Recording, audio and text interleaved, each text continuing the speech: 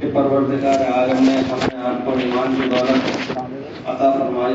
امت محمدیہ میں تعالی شاہوں نے ہمیں اور آپ کو پیدا فرمایا اور پروردگار عالم نے محض اپنے لطف و کرم سے ایسا بابرکت روحانی اور نورانی مہینہ عطا فرمایا جس میں نوافل کو فرائض کے برابر فرائض کو 70 گنا کر دیا گیا. ختم قرآن کریم کی دولت سے مالا مال فرمایا. اس کی تلاوت، اس کی سماعت نماز کی حالت کے اندر کرنے کی سننے کی توفیق عطا فرمائی. رمضان مبارک کا حصہ کافی گزر چکا ہے اور تقریباً 5 دن باقی ہیں. حضور نبی پاک علیہ السلام نے جو ارشاد فرمایا تھا، جس کے راوی حضرت سلمان فارسی رضی اللہ تعالیٰ عنہ ہیں، کہ 2 چیزوں کی اس میں کثرت رکھو، لا الہ الا اللہ اور استغفار. ان 2 چیزوں کی کثرت رکھو. استغفار کے معنی ہے اللہ تعالیٰ شانہ سے اپنی کمیوں پہ، کوتاہیوں پہ، گناہوں پہ، نافرمانیوں پہ، لغزشوں پر معافی مانگی جائے. ایک چیز ہے اظہار کرنا کسی چیز کا، اور دوسرا ہے حقیقت میں اعتراف، اقرار کر لینا، دل سے تسلیم کر لینا. ایک ہے زبان سے صرف آدمی توبہ کے اور استغفار کے الفاظ کہہ لے، اور دوسرا یہ کہ دل کے اندر واقعی شرمندگی ہو، ندامت ہو، احساس ہو، اور پھر آدمی اپنے تمام قصوروں پر، لغزشوں پر، کوتاہیوں پر اللہ تعالیٰ شانہ سے معافی کا خواستگار ہو. استغفار کے معنی یہ نہیں ہے کہ یہ کہا جا رہا ہو کہ صاحب ہر ایک بہت بڑا گنہگار ہے، لیکن ہمیں اور آپ کو اس بات سے بھی عبرت لینی چاہیے اور سمجھ جانا چاہیے کہ رسالت مآب علیہ السلام کو خود حق تعالی جل شانہ نے ارشاد فرمایا واستغفر لذنبک. غزوہ بدر کے موقع پر رسول پاک علیہ السلام کی ایک رائے تھی کہ قیدیوں کے ساتھ کون سا بڑا طریقہ اختیار کیا جائے. دوسرے صحابہ کرام کی کچھ اور رائے تھی. حق تعالی شانہ کو دوسرے حضرات کی رائے زیادہ پسند تھی، لیکن رسالت مآب علیہ السلام نے اس رائے سے ہٹ کر کے ایک اور رائے کے اوپر فیصلہ فرمایا. یہ چیز ناجائز نہیں تھی، گناہ نہیں تھی، بس یہ تھا کہ 2 رائے میں سے زیادہ بہتر دوسری تھی. اس پر بھی حق تعالی جل شانہ نے رسول پاک علیہ السلام کو خطاب فرمایا کہ آپ استغفار کریے. تو انبیاء کرام جب استغفار کر رہے ہیں، اور حدیث پاک میں یہ فرمایا گیا ہے کہ رسول پاک علیہ السلام ارشاد فرماتے ہیں کہ میں روزانہ 100 مرتبہ استغفار کرتا ہوں. ایک روایت میں ہے کہ 70 مرتبہ استغفار کرتا ہوں، اور بعض روایات میں ہے کہ صحابہ کرام کہتے ہیں کہ ہم نے ایک مجلس میں رسول پاک علیہ السلام کی پاک زبان سے 100 مرتبہ استغفار سنے ہیں. استغفار کا معنی یہ نہیں ہے کہ آدمی اپنے ہاتھوں کو گالوں پر دونوں طرف پھیر لے کہ اللہ میری توبہ میری توبہ.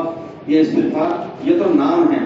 جس طریقے سے کوئی آدمی کہتے ہیں کہ زکوٰۃ تو زکوٰۃ ادا نہیں ہو گئی، وہ کہتے ہیں کہ نماز تو نماز پوری نہیں ہو گئی، وہ کہتے ہیں کہ حج تو اس کا حج ادا نہیں ہو گیا، وہ کہتے ہیں کہ درود تو درود پاک پڑھنے میں نہیں آ گیا. اسی طریقے سے صرف لفظ توبہ توبہ کہہ دینے سے، یہ استغفار کہہ دینے سے استغفار نہیں ہو جاتا.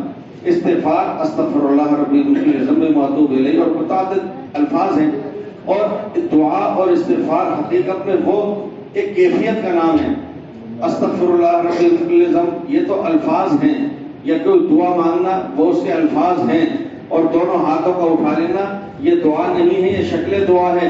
اور اپنی ہیئت کا قبلے کی طرف رخ کر لینا، سینہ بھی ادھر کر لینا، اور آنکھوں کے اندر آنکھ لے لینا، یہ شکل دعا ہے. یہ دعا نہیں ہے، شکل دعا ہے. لیکن پھر اصل حقیقی دعا کیا ہے؟ وہ دل کے اندر کا وہ جذبہ ہے، وہ ندامت ہے، وہ احساس ہے جو ایک بندہ اپنے خالق کائنات مولا کے سامنے پیش کر رہا ہے. اس کیفیت کا نام اصلاً دعا ہے اور استغفار ہے. تو یہ فرمایا گیا.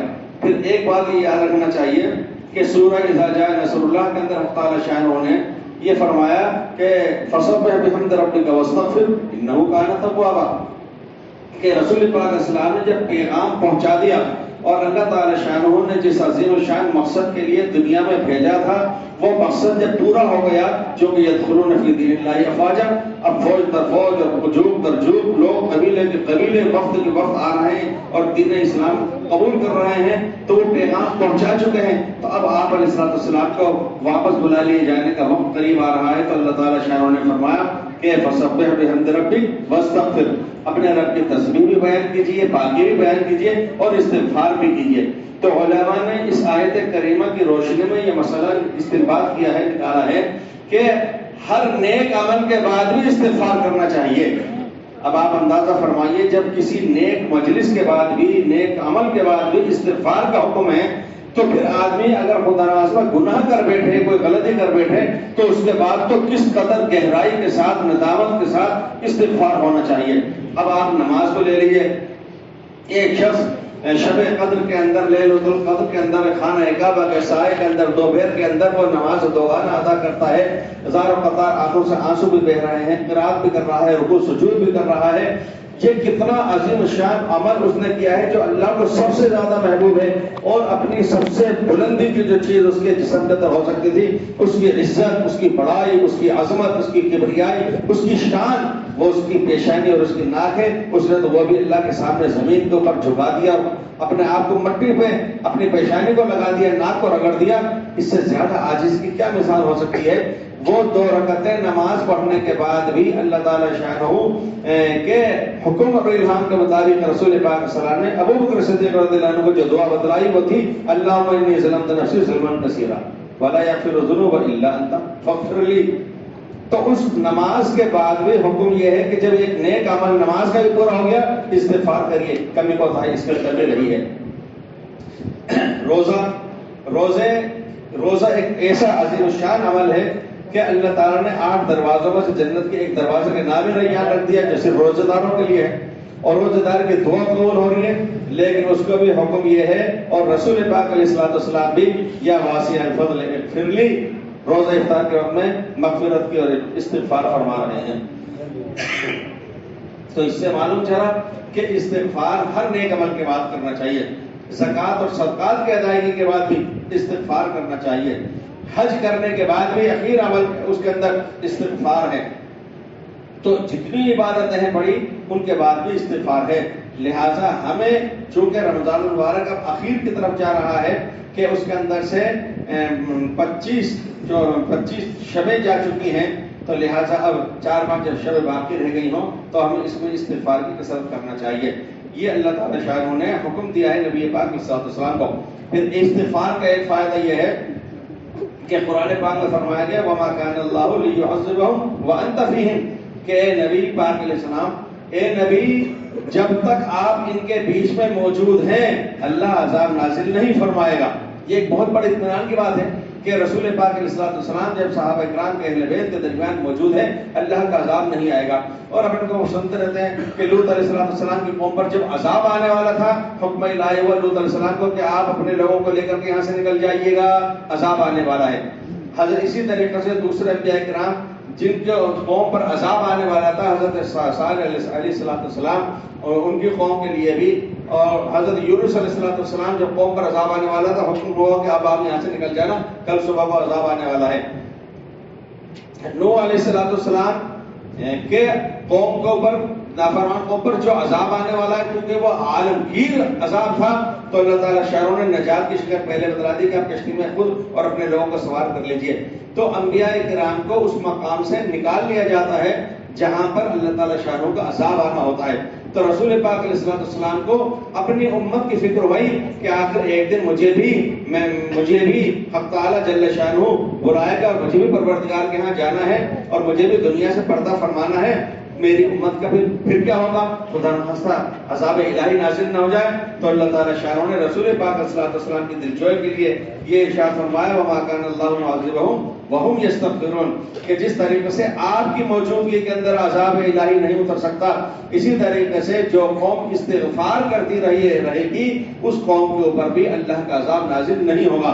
اب آپ اندازہ لگائیے کہ یونس علیہ السلام نے جب وہ عذاب آنے والا تھا تو وہاں سے بستی چھوڑ کے چلے گئے، وہ تو چلے گئے، بستی والوں نے جب دیکھا کہ ایک بادل آ رہا ہے اور اب وہ زمین سے نزدیک ہوتا چلا جا رہا اور ہیبت ناک ہے اور سیاہی مائل ہے، اور اب یہ تو دردناک کوئی عذاب ہے جو صالح کہتے چلے آ رہے تھے، لہٰذا اب وہ جب ڈرے اور سہمے اور خوف دہشت طاری ہوا، آپس میں مشورہ کیا کیا کریں، تو کہا کہ دیکھو یونس اگر موجود ہیں تو اس کا مطلب یہ ہے کہ پھر یہ عذاب نہیں ہے، اور اگر یونس یہاں سے جا چکے ہیں تو اس کا مطلب حقیقت پھر یہ عذاب نازل ہو رہا ہے۔ اب جو تلاش کیا گیا کہ یونس علیہ السلام تو وہاں سے جا چکے تھے، انہوں نے دیکھا کہ جب یونس علیہ السلام بھی نہیں ہے، نبی بھی نہیں ہے، تو اب ہم بچاؤ کے لیے کیا کریں؟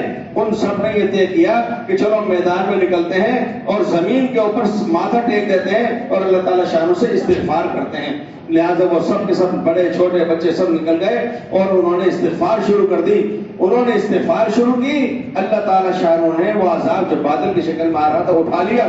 یونس علیہ السلام نے جو بہت دور کہیں تھے وہاں سے جو دیکھا کہ عذاب تو واپس ہو گیا، تو انہوں نے سوچا کہ اب میں کیا کروں گا، میں کس مسئلے اس بستی کے اندر جاؤں، مجھے تو یہ جھوٹا کہیں گے۔ پھر ایک بات یہ تھی کہ اس قوم کا قانون یہ تھا کہ جو کوئی جھوٹ بولتا تھا اور شہادت پیش نہیں کر سکتا تھا، وہ جھوٹ ثابت ہو جانے پر اس کو قتل کر دیا جاتا تھا۔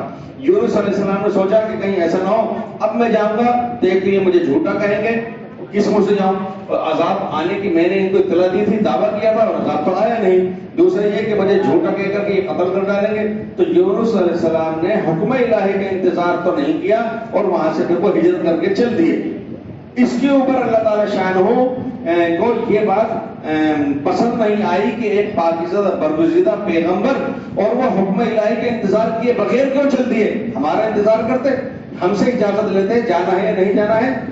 تو اللہ تعالیٰ شانہ کی طرف سے وہ عذاب کیوں اٹھایا گیا؟ اس لیے کہ نبی نہ ہونے کے باوجود اس بستی میں وہ قوم استغفار کرتی تھی۔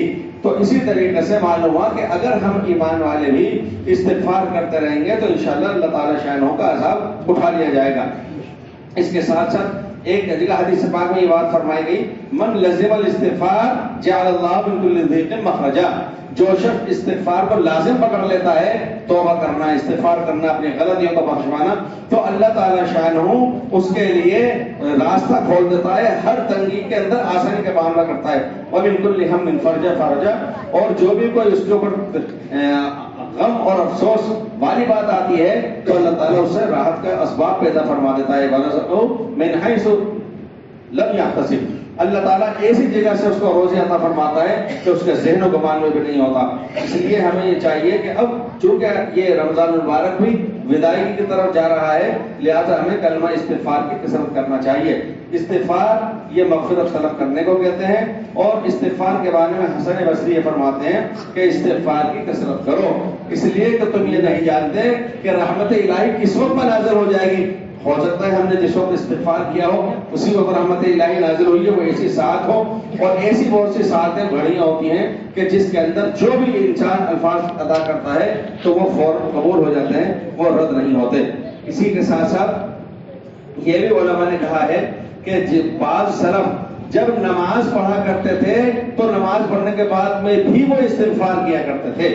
نماز پڑھنے کے بعد جب کوئی ولی کامل نماز پڑھ رہا ہوگا تو کیسی وہ عاجزی مسکرت والی بندگی والی نماز ادا کر رہا ہوگا، لیکن وہ حضرات تو نماز کے بعد میں بھی استغفار کیا کرتے تھے۔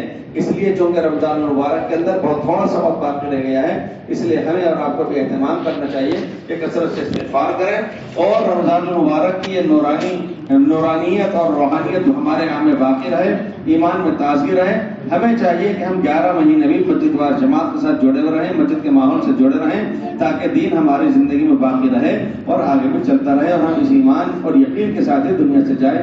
اللہ تعالیٰ شانہ سے نقامت دولت سے سب کو مالا مال فرمائے۔ سبحان اللہ و بحمدہ، سبحانک اللہم و بحمدک، نشہد ان لا الہ الا انت، نستغفرک و نتوب الیک۔ سب کو قرآن کی دعا ہوگی ماشاءاللہ۔